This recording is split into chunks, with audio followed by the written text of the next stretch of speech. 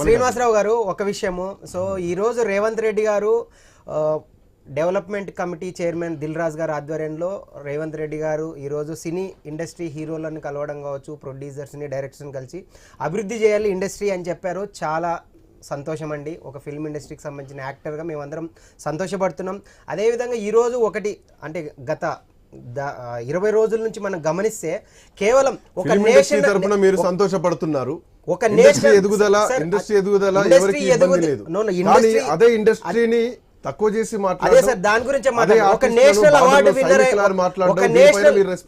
ఒక national award winner అయినటువంటి అల్లు అర్జున్ గారు ఈరోజు ఒక గ్లోబల్ చార్మింగ్ హీరో.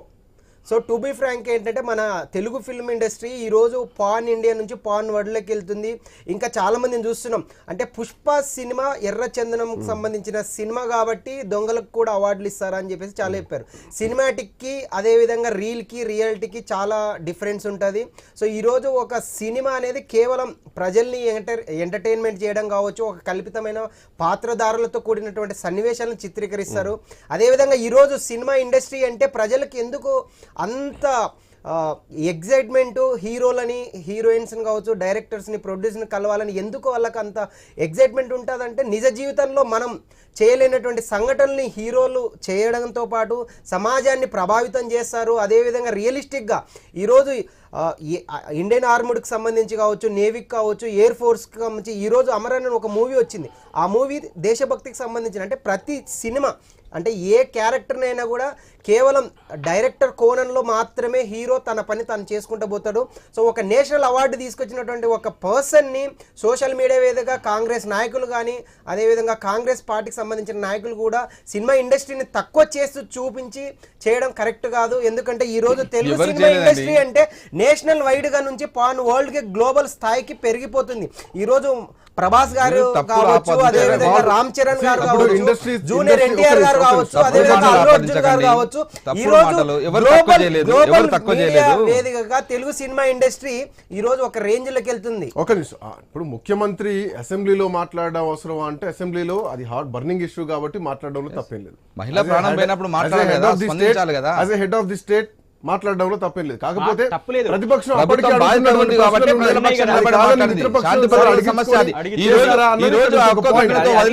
భవిష్యత్తులో ఇంకా చాలా జరగచ్చు, చాలా మంది ప్రాణాలు పోవచ్చు. కాబట్టి సమన్యాయం అని చెప్పేసి మనం మాట్లాడుకున్నప్పుడు, సమాన న్యాయం జరగాలని చెప్పేసి మనం ఈ సమాజంలో చర్చ పెట్టినప్పుడు, మరి ఇదే కొడంగల్కు సంబంధించిన సర్పంచ్ ఆత్మహత్యకు కారణము ఈ రేవంత్ రెడ్డి అన్నదమ్ములు మాత్రమే అని చెప్పేసి స్వయంగా రాసి చనిపోతే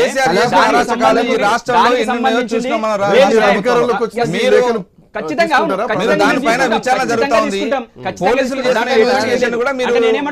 అల్లు అర్జున్ మీద మీరు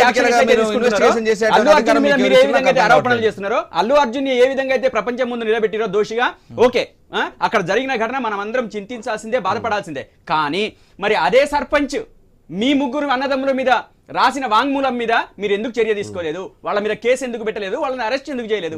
ఈ చర్చ ఎందుకు రావట్లేదు? ఈరోజు తెలుగు ఇండస్ట్రీ మీద కావాలని, ఇందాక మీరు ఒక మాట అన్నారు, నేను ఆ పాయింట్ రాసుకున్నా, ఎన్ కన్వెన్షన్ అప్పుడే వాళ్ళు కాళ్ళబైరానికి రావాలి అనేది వాళ్ళ ప్లాన్. కానీ అది సాధ్యం కాలేదు. కానీ ఇప్పుడు ఒక ఘటన అడ్డం పెట్టుకుని కాళ్ళబేరానికి వచ్చేటట్లు చేసుకునే విధంగా ఒక ఘటన జరిగింది. అది శాంతి భద్రతలకు అది ఈగో హట్ అయింది రేవంత్ రెడ్డి గారికి. ఈగో రేవంత్ రెడ్డికి హట్ కావడంతో ఎట్లా పడితే అట్లా శాంతి భద్రతలకు విఘాతం కల్పించే విధంగా సున్నితమైన అంశాన్ని దాన్ని రెచ్చగొట్టేసి మొత్తంగా దీని ఒక పెద్దగా వివాదంగా మార్చడం. నాయకుడు అదే చేస్తాడు,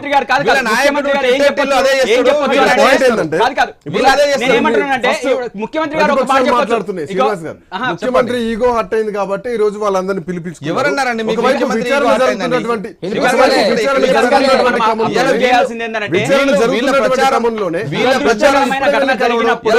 సమస్యలు ప్రచారం ఏ స్థాయిలో ఉందంటే బీజేపీ బీఆర్ఎస్ రెండు తోడుదొంగలై ప్రచారం ఏంటంటే సినీ ఇండస్ట్రీ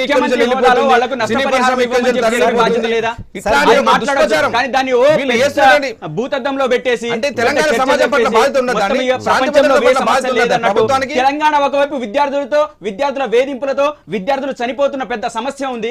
అదే విధంగా రైతుల గోస ఇంకో వైపు ఉంది, కార్మికుల గోస ఇంకో వైపు ఉంది. మొత్తం విద్యార్థులు దేశమంతా ఎవరు చనిపోతున్నారో మీరు చెప్పాలి. సమాజం అంతా ఒక తెలంగాణ విషయం. అంతా ఒకవైపు ఒక అటు నిమిషం ఇటుపోతుంటే నిన్న ఓకే, సర్వశిక్ష అభియాన్ ఉద్యోగస్తులు అదేవిధంగా అగ్రికల్చర్ ఉద్యోగస్తులు ప్రతి ఒక్కరు రోడ్డు మీదకి వచ్చిన ఇప్పటివరకు నేను పరిస్థితి. లేట్ గా వాటి వచ్చాను. గురించి లేట్ గా మాట్లాడకుండా జాయిన్ వేరే అందుకే వేరే నేను కొత్త మీకు విషయాలు ఎక్కువ మాట్లాడుకునే ఆ చిన్న విషయాన్ని ఒక నిమిషం. దురదృష్ట ఘటన ఈ రకంగా ఒకటి, మాట్లాడడం ఎట్లా కరెక్ట్? నేను లేట్ గా జాయిన్ అయ్యాను. ఈ భేటీ Yes, చాలా చెప్పండి. ప్రశ్నలకు సమాధానం చెప్పాల్సినటువంటి అవసరం ఉంది. చాలా సమస్యలకు పరిష్కారం చాలా చూపుతుంది ఈ అనుమా- భేటీ. చాలా ఈ అనుమానాలు- భేటీ చాలా అనుమానాలు సమస్యలకు కూడా. సార్, చాలా సమస్యలకు వాళ్ళకు ఉన్నటువంటి సామాజిక బాధ్యతను గుర్తు చేసింది ఈ భేటీ. ఇలా సినీ ఎవరికి? పరిశ్రమ సినీ ప్రముఖులందరికీ కూడా సార్, సామాజిక బాధ్యతను మీరు విస్మరిస్తున్నారు కాబట్టి సామాజిక బాధ్యతను ఈ రాష్ట్ర ప్రభుత్వం గుర్తు చేసింది.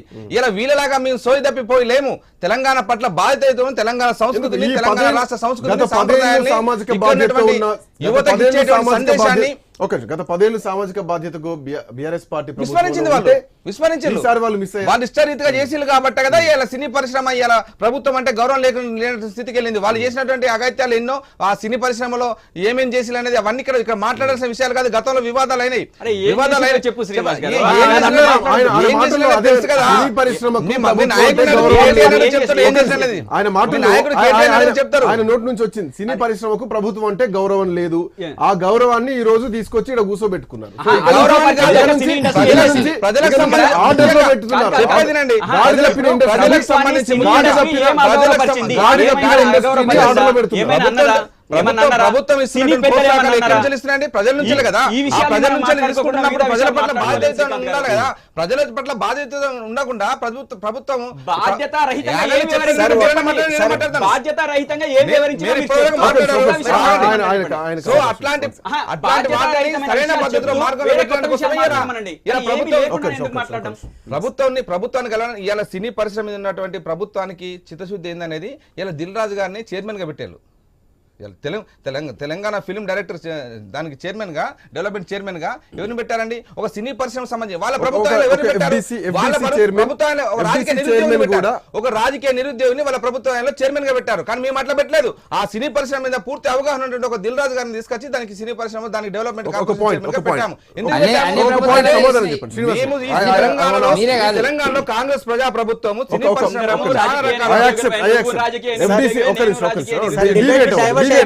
నా పాయింట్ మిస్ Debate divert అవుతుంది. ఎఫ్డిసి చైర్మన్ గా దిల్ రాజు గారిని పెట్టారు. దిల్ రాజుకి సినిమా ఇండస్ట్రీ కష్టాలు తెలుసు, సినిమా ఇండస్ట్రీ సమస్యలు తెలుసు, అందుకనే కదా ఎవ్రీథింగ్ హీ నోస్. సో ప్రభుత్వానికి పరిశ్రమకు మధ్యలో ఒక వారధిగా దిల్ రాజు ఉన్నారు. దిల్ రాజు ఎఫ్డిసి చైర్మన్ గా ఛాంబర్ ను మొత్తం ఒక మీటింగ్ పెట్టి సినిమా పెద్దలతో కలిసి ఆయన కూడా సమస్యల్ని చర్చించి ప్రభుత్వం దృష్టికి తీసుకెళ్ళడానికి ఒక్కటి సరిపోతుంది. కానీ మూకుమ్మడిగా అందరూ వెళ్తున్నారంటే ఇది ఈ వివాదం తర్వాత జరిగినటువంటి ఎపిసోడ్. సో ఇక్కడ అల్లు అర్జున్ వ్యవహారంలో కాంప్రమైజ్ కోసమే పోయారు, బయటకు చూపించేది వేరు రాజీ అనేది ఎక్కడ లేదండి. ప్రభుత్వం ఎక్కడ కూడా రాజీ పడలేదు. మీకు